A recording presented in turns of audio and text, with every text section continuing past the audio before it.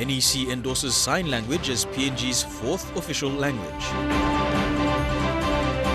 Kalan services celebrate 25 years. And Medang FC defeat Hekari in NSL semi-final. This is National EMTV News with Meriba Tulo.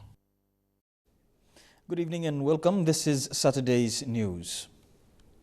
Sign language will be the next official language of Papua New Guinea. The decision was endorsed by the National Executive Council as the country's fourth official language. Religion, Youth and Community Development Minister Delilah Gore recently announced this decision in Port Moresby. Sign language will now be made official with Tok Pisin, Irimotu and English. This will see its implementation in all government departments, including public information. It may seem hard to understand, but the government through NEC wants this as the fourth national language in the country. Minister Gore said as a directive from the National Executive Council, government agencies will be tasked to use sign language in all its programs.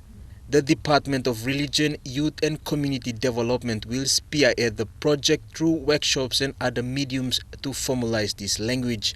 NEC also directed all provinces to establish provincial coordinating committee and disability and fund its operations accordingly. Christine Kenya from the Red Cross Inclusive Resource Center is one of the few in the country vested with the use of sign language. Media personnel will be given special induction courses through workshops to understand and use the language as an important element in the dissemination of information. Jack LaPava Jr., National EMTV News. The network of Kalan services for persons with disabilities marked its silver jubilee for services provided in Papua New Guinea, particularly in the health and education sector.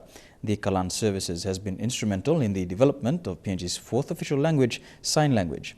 The network was also an important player introducing the inclusive education policy formulated and adapted by the National Education Department.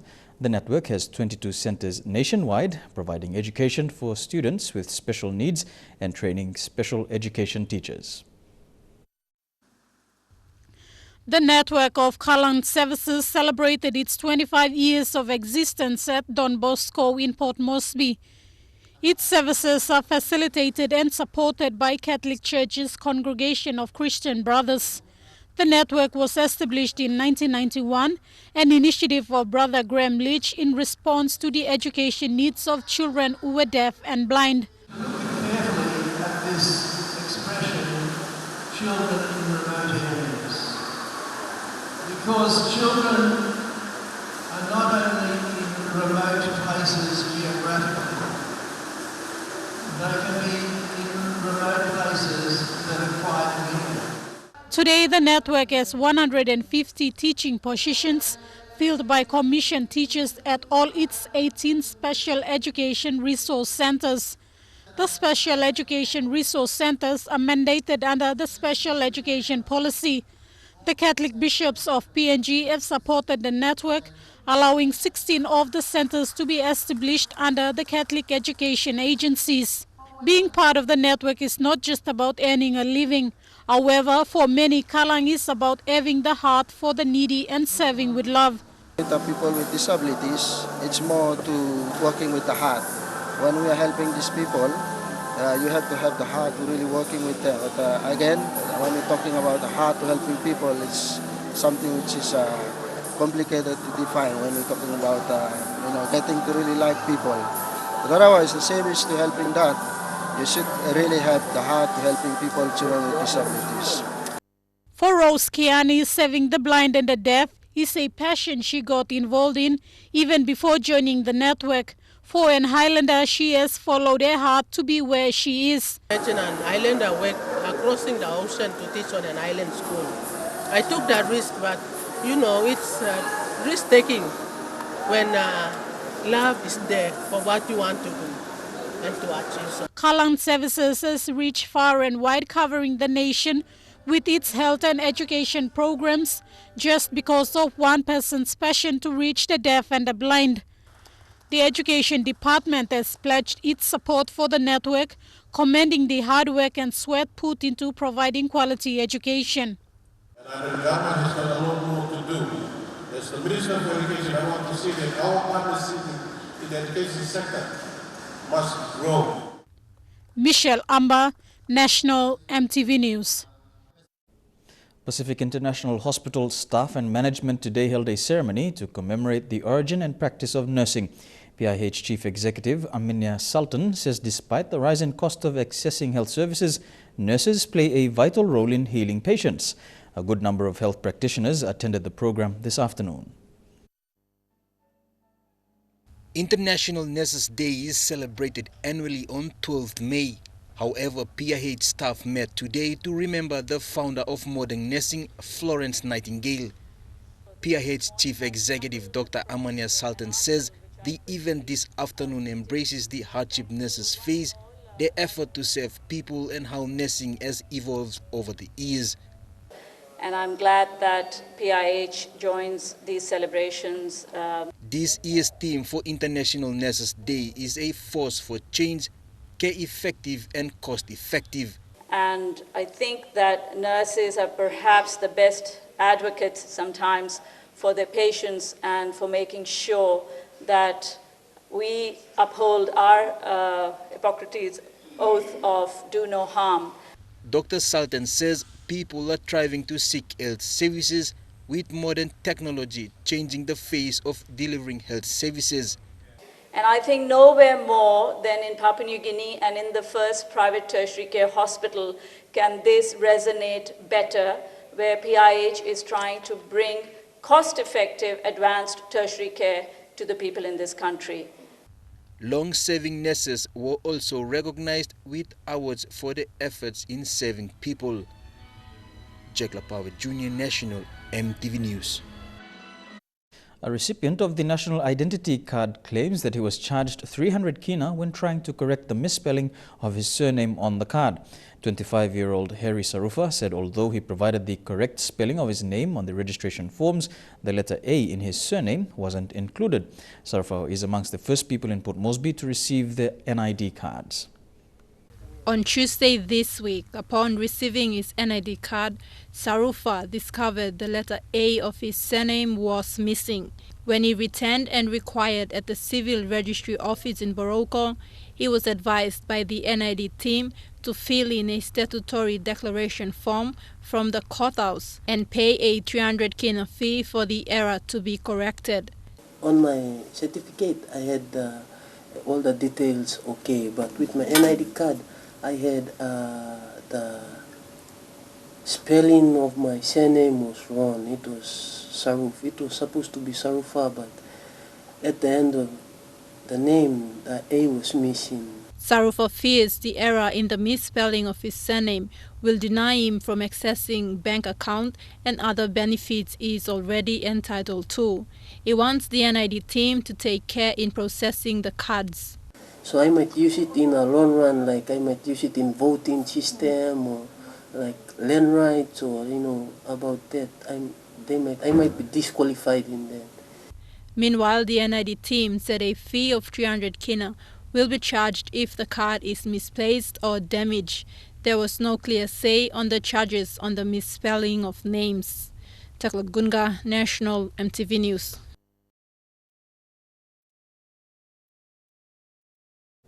Welcome back to the news. The PNG Trade Expo 2015 has provided an avenue for business houses to market their products and services. This was evident at the exhibition showcased at the Holiday Inn in Port Moresby. Over 35 local and international exhibitors took part at this year's PNG Trade Expo. The PNG Trade Expo 2015 ended on a high note today with a wide display of products and services marketed. The three-day event, Come and See What's New in the Marketplace, attracted hundreds of shoppers. From sole trader to multinational organizations, this year's expo was even bigger, with local and international exhibitors selling products and services that span across all industries. Century 21 was one real estate company in attendance. Despite a drop in market prices, Property Sales Associate Solomon Gavar Noun said the company's sales is consistent. Currently, the market trend that's going around now, the market prices have dropped by a mere 30 to 40%, especially on the high end of the market. In the middle market, The expo didn't only market the exhibit's products and services, but provided potentially life-saving educational messages.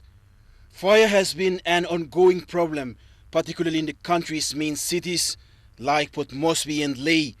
Seeker Fire addressed the issue at the expo in how to properly use fire extinguishers. We recommend you to have one extinguisher to be in the house, especially a fire blanket and an extinguisher. For fire blanket, there's like you got man where he's burning with fire, then you can wrap the person up with the fire blanket, so it's gonna stop. It's expected the PNG Trade Expo will be even bigger next year. Fabian Hakelitz, National EMTV News. Venturing into the aviation industry to do business is challenging but rewarding. This was highlighted by retired Lieutenant Colonel Johnny Maka, Chief Executive Officer of Pacific Air Limited. The helicopter business financiers include North Fly District in Western Province and the National Development Bank. All business partners were at the National Air Services hangar in Port Moresby for the official welcoming of a new helicopter recently. Venturing into the aviation industry is not an easy business, as discovered by entrepreneur, retired Lieutenant Colonel John Imaka. He commended the government's SME policy. It is through that policy that some of us who cannot be able to compete are being helped through the National Development Bank to participate in this industry. The helicopter will be used for charter bases, trading as Pacific Air Limited. However, the company will operate out of Tediro's National Aviation Services hangar at 7 Mile, Port Moresby. The business ties and relations between Mr. Imaka and retired PNGDF Brigadier General Tediro has its roots in the military circle. As a retired Brigadier General, Tediro wants to mentor and assist former soldiers, particularly Army pilots, to venture into aviation business. Costing over 2 million kina, the business is the first for the National Development Bank to finance 50%, while partner North Fly District chipped in the other half. It's a vessel by the national government to make credit more affordable to the people of Papua New Guinea.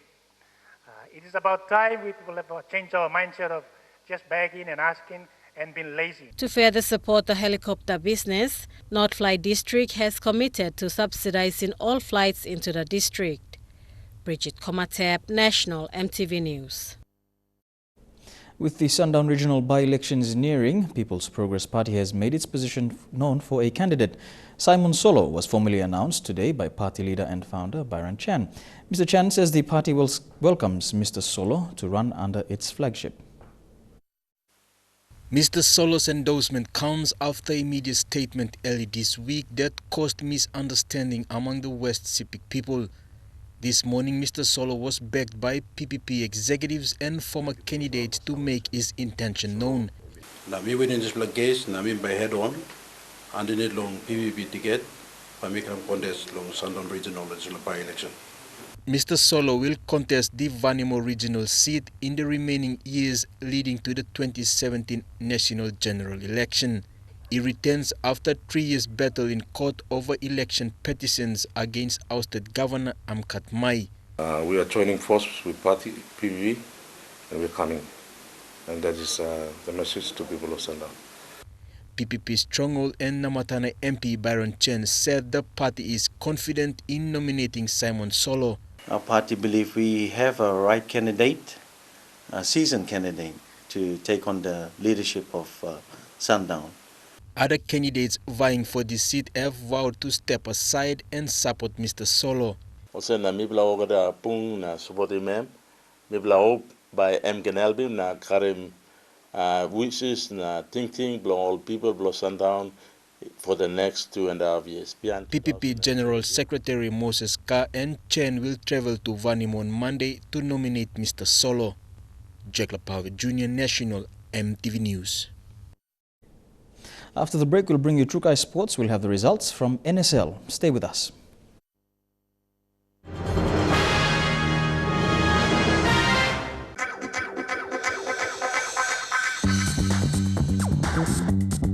Trukai Sports.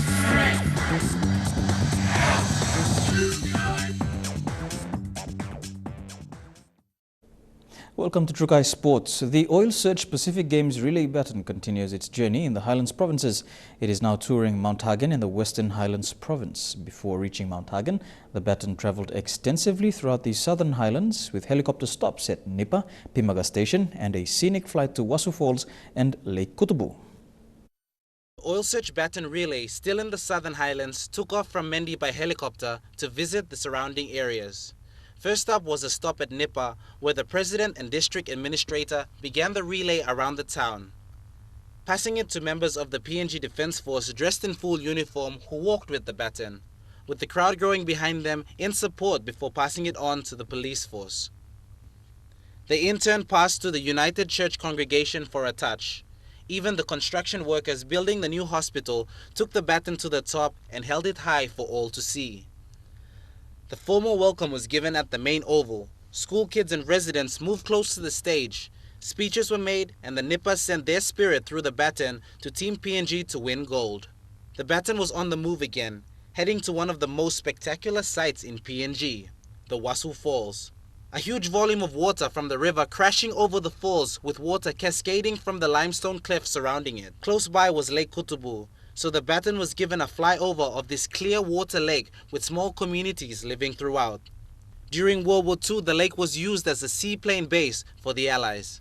They then arrived to visit the Foe Digaso people at the Pimaga station. Dressed in traditional bilas with rich red and black painted faces of the men and uniqueness of the women's attire, the baton was carried throughout the village with kids alongside and a small crowd following. Waiting for them close to the top of the hill, they sang and chanted as the baton arrived. It was then taken to the longhouse, perched on the highest part of the land and surrounded by traditional houses. They gathered on the steps of the longhouse to raise then the baton. Then all climbed the steps and walked through their traditional longhouse. Final speeches of appreciation were given, then it was back in the helicopter to Mendi town. The Oil Search Baton Relay continues. To the NSL now, and Medang FC have proved their worth, winning in the Telecom National Soccer League semi-final this afternoon at Lawaida Oval in Medang, defeating reigning champions Hekare United. Medang FC has made it into the grand final after registering 3-2. In the other semi-final match, Lay City Dwellers are also through to the grand final after a 3-1 victory over FC Port Moresby. With less than 2 months to go till the Pacific Games, the PNG Boxing team are all geared up for the big challenge. The PNG Boxing team is currently in Beijing, attending the international competitions as part of preparations under the guidance of head coach Alan Nicole Jr. and team coach Joe Aufa. After weeks of hard training over the past months, the PNG Boxing team are determined, and it is now down to business as the days are counting down to this year's Pacific Games. The fighters are all geared up, ready to take the ring from lessons learned in several international bouts in Australia, Manila and China. Fighters are preparing themselves to be much more confident come the Pacific Games. Head coach Alan Nicholson Jr., recently speaking with EMTV Sports, said fighters have underwent general phase of training to develop their strengths, skills, endurance and sparring techniques. I want to achieve a great deal with PNG Boxing. I want to see the grassroots of PNG Boxing come up to a higher level. I also want to see a great success from the team at the Games, and I guess that's why the National Boxing Union here has put faith in me, and I hope to bring home the gold medals that they're looking for. Through their international training camps and competitions, the team has made some good gains, showing extreme amounts of strength and have certainly gained good level of fitness. While praising the team for their good progress, more improvements is needed that will strengthen the team's technical and tactical abilities. Godwin Eki, National, EMTV Sports. To the NRL, and in the Battle of Queensland, Brisbane Broncos suffered a loss against North Queensland Cowboys and now share the same points on the top of the official ladder on 14 points. Michael Morgan was the star, helping his side with a win 31 points to 20. In the other match, Sydney Roosters defeated Canterbury Bulldogs convincingly 24 points to 14. Now Friend goes across. The first few minutes of the match saw the Roosters play attacking football, which forced the Bulldogs to defend their goal line. But in the 8th minute, the Bulldogs opened the scoring through Curtis Rona. Pritchard will be hard to stop. Got the ball to Rona. He goes in for yet another try. The Bulldogs held on to the lead for most of the half, but Daniel Tupou leveled the score 6 minutes away from half-time. It's a perfect pass to Daniel Tupou. And Roger Tuivasa-Sheck extended the Roosters' lead before the break, 10 points to 4. And puts it over the line.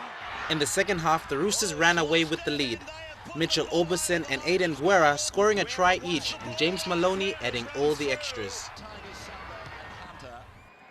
The Bulldogs scored a late try to no avail as the Roosters took the victory 24 points to 10. And in the Battle of Queensland, the Brisbane Broncos ran away to a 12 points to 0 lead with 2 quick tries. But the Cowboys fought back and leveled the scores through Michael Morgan and Ethan Love. And that's a great... On the stroke of halftime, the Cowboys took the lead with a penalty. The second half saw exciting football from both sides. Cowboy Gavin Cooper scored on the 44th minute, and 5 minutes later the Broncos replied through Lachlan Maranta. Corey Parker later drew level the scores at 20 all on the 56th minute with a penalty.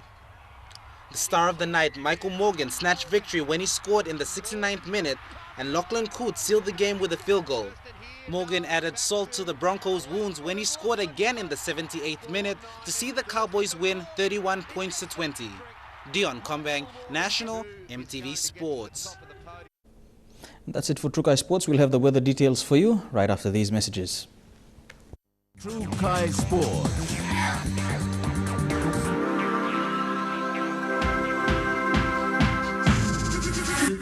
Trukai Sports.